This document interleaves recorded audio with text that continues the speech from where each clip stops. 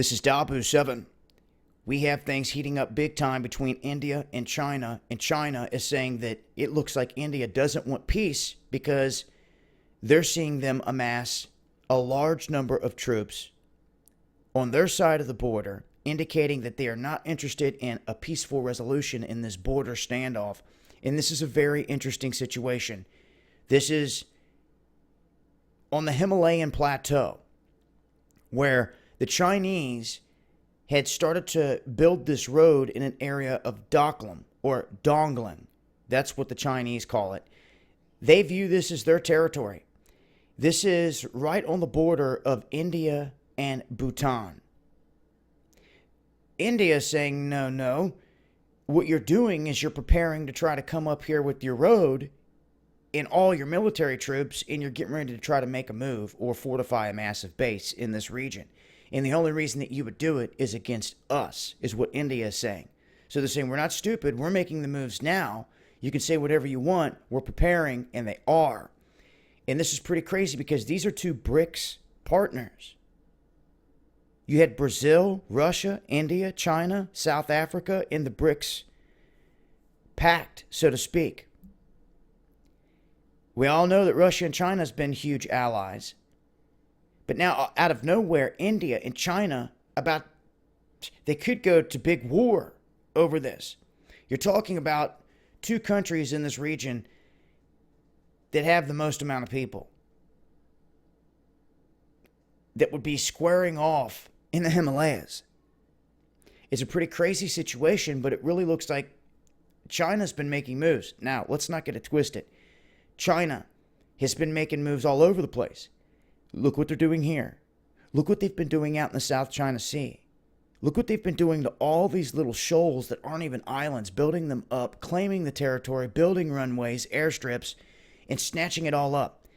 They have claimed that parts of the South China Sea, where a lot of trade routes run through, is all theirs. All the way up to like a couple hundred miles off the coastline of like the Philippines. All the way down into that area. And the Philippines and other countries are like, no, it's not happening. There's going to be something go down with China. Guys, I'm going to tell you flat out. When it starts to hit the fan with China, that's when it's really going to start to go downhill in terms of a lot of different things. Look what Trump just did with the sanctions on Russia. If there was to be a trade war between China and the United States, you would see a massive deficit. Look, all the shares and the influx here recently in Apple. Did you know that Apple has a big chunk of what it does based in China? All that would go away if Trump put a halt to it.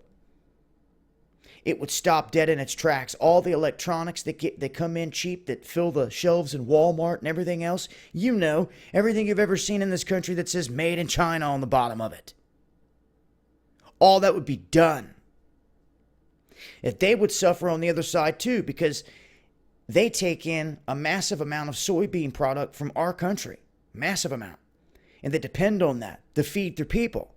So see, this is give and take here on this world stage in terms of countries that need certain things that other countries have. And when big war starts to break out, usually the first signs of it are trade war, economic war.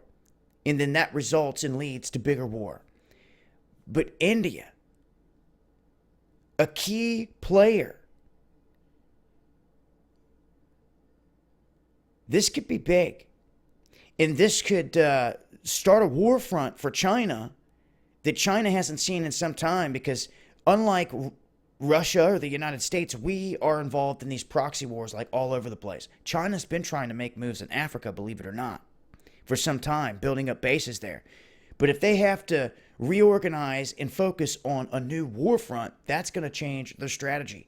Now, with everything I just said, with them creeping up on border areas all over the place, saying that every bit of the South China Sea is theirs, I find it interesting they don't seem to care much about North Korea. Tucked right up underneath of them, right there in the belly of them. I think China has more to do with what's going on in North Korea than what is being said. I think the United States knows this. I think it was strategy for Trump to have the dinner with Xi Jinping to try to get them involved in this, but China's done nothing. Trump said, China's doing nothing. We're going to have to make moves on our own. We're sending more THAADs in now. They keep popping off missiles. China doesn't seem to like that at all because it counters their own nuclear missile program. And to be honest with you, I think a lot of what's going on here is setting up to counter China. They are the biggest threat globally. I don't care what anyone says. They are. And in reality, if you could find a way to put a wedge between China and their biggest allies, that's when you start to cut them off and gain the upper hand. If that's happening right now with India, that's big time. They could break pacts, break deals. If this leads to bigger war, a lot of things could fall apart. If that happens, other neighboring countries could fall along the same lines. What happens if Pakistan sides with China? Pakistan, India have not got along in the past. All of these countries, nuclear powers. You're talking about them all striking one another.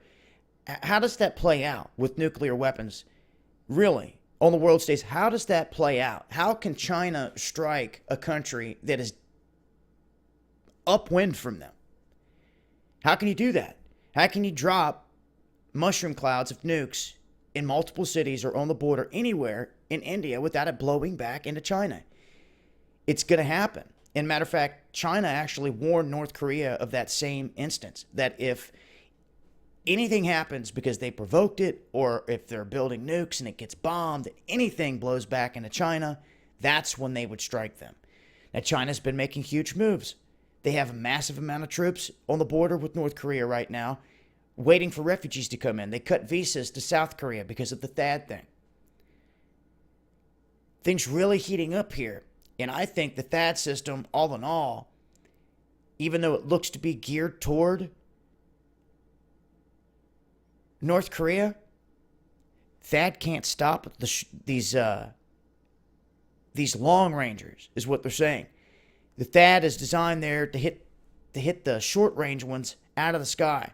They're saying that the long trajectory and the high arc of these intercontinental ballistic missiles, they can't be stopped by THAAD. Okay? They admit that. That's not what they were designed for. They weren't designed to take down those type of missiles coming in at that speed. So what do you do if China, from areas in their far north, start launching high arc ICBMs toward these regions? They couldn't stop them. But once again, what happens when those mushroom clouds start blowing back toward China? China has to take all that into consideration. There's literally certain areas they cannot nuke. They can't, because it would literally be like nuking themselves and all their people. Now, if you were to be India and you nuked Hong Kong, chances are that's not going to be blowing back in your face. But, I mean, a lot of things can happen here on this world stage, and something as important as just the direction of the wind on any given day could tell the tale of how many people live and die in a big war. And that's the truth. But things are heating up here on this world stage. Your mainstream evening news is scripted and only telling you a few things. Honestly, what are they telling you here about this stuff globally? Because I tune into different channels locally in the evening news. I have been here recently just to try to see what they're doing. And what I've noticed is, wow, there's like 15 minutes dedicated to sports, maybe 20 to weather, because there's a first segment he comes on, and then he comes back on 15 minutes later for a few more minutes, and he comes back on about 10 more minutes before sports comes on at the end. And in the middle, they may say there was a shooting around town here and there, a couple local events they'll throw in there. Whatever they've got in the script with Trump. But nothing as far as this world stage and the wars that are breaking loose. Not a word of it. Nothing about what's going on in Afghanistan on the nightly. What's going on really in Libya since we toppled the government. None of it.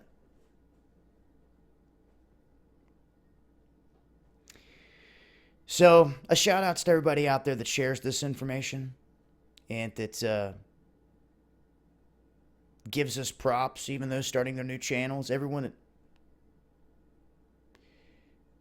gives props where it's due and fights the good fight. Much respect and love. I'm going to leave a link for this and continue to talk about this tonight. Underground World News Live, Dabu777. Hope to see some of you guys over there. Make sure to subscribe. Make sure to follow me on Twitter as well for the latest updates. But this isn't something to turn a cheek to. This is big time on the world stage between these two countries. It looks like it's heating up. Eyes open.